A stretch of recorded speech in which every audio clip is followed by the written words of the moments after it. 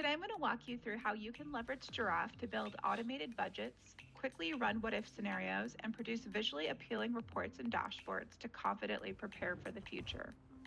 With Jirav, you can connect to your accounting and staffing data in a matter of minutes to bring in your accounting actuals as well as your headcount roster. However, you can also bring in more operational data, such as here where we have number of customers. This operational data is not only useful to share out results via our dashboards and reports, you can also use this to build a more bottoms-up granular forecast.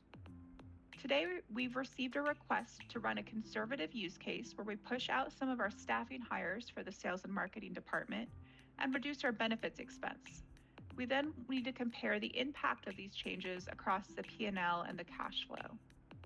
To do this, I'm going to navigate to my planning section.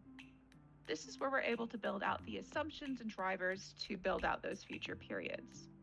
Now, when we first started up Jirav, we actually built this out using Jirav's auto forecast, which is a smart algorithm looking at historical data, seasonality, and trends to predict the future periods. Since then, we've gotten a little bit more granular and built out a bottoms-up budget, as well as created a rolling forecast as the year has continued. To now create a new what-if scenario, I'm actually going to come in here and clone or create a copy of my initial plan, and then update the assumptions in the hiring plan within that specific version. So once that new plan is copied, we can come in here and give this a new name and a description. Once we hit save, we can now navigate to that new plan and make those changes requested. So I'm going to open up our staffing model here. This has the imported staffing roster, so those are the rows you're seeing here in white, as well as any planned future hires that we've planned for. Now, our changes are specific to the sales and marketing department, so I'm going to filter down to that specific view. From here, we've actually looked at pushing out some of our AE reps and their hiring dates. So I'm going to go ahead and do that now.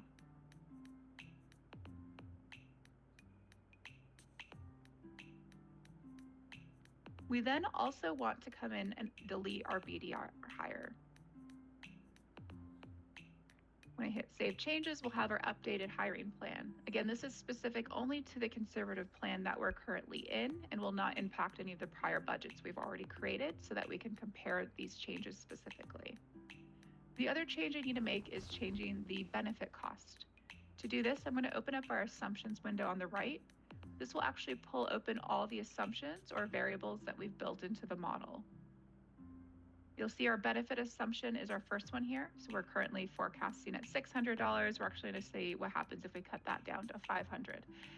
Now that we have our updated plan here, we're going to want to go to the report section and compare these changes. So I'm going to navigate there now. You'll see I currently have my monthly review reporting package open, which has our defined reports already configured here, as well as any dashboard visualizations we brought in. I'm pulling open up our executive summary. This report is very useful in that it has our income statement here at the bottom, but it also allows us to bring in key metrics and KPIs, such as our cash balances, number of customers, leads, etc., and bring all those different data points in one quick, easy to view report so that we can quickly explain what's driving the changes in the P&L below. Now, I currently have this report set to a monthly view of the year, but I want to update this now to actually show our original budget versus that conservative plan that we just created. So I'm going to open up our Edit Columns button here on the right, and this opens essentially our report parameters. So I'll update this now to bring in those sources.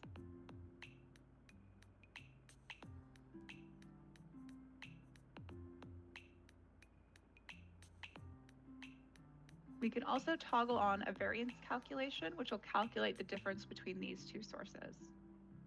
Perfect. We now have our updated view of the report comparing our initial rolling forecast to our conservative plan.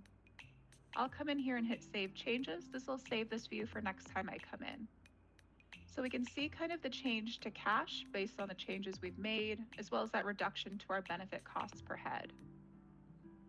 If we scroll down a bit, we can see also the reductions to some of our operating expenses. Specifically, a majority of that change is related to our sales and marketing department, where we reduced or delayed some of the headcount hires. And you can see it's had some corresponding impact to other departments due to some interdependency we built into the model. At the bottom, we have our headcount numbers. So this will also show that reduction or that BDR that we've removed. So we can come in here and add in notes and commentary to these reports as well on the right-hand side.